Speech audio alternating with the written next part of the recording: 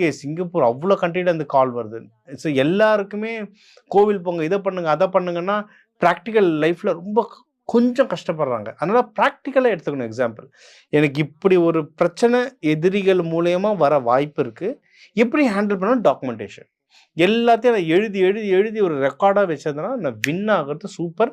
முக்கியமா இது துலாம் ராசிக்கு சூப்பரா ஒர்க் ஆகும். சரிங்களா?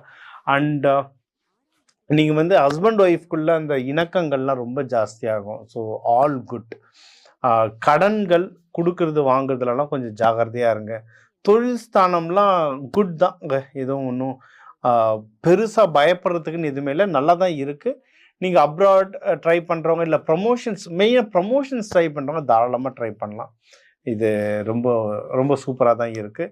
ஆம், செலவுகள் அ கொஞ்சம் பார்த்து செலவு பண்ணுங்க. ஏன்னா, சனி பகவான் பார்க்கறதுனால இந்த செலவுகள்லாம் கொஞ்சம் ஜாக்கிரதையா செலவு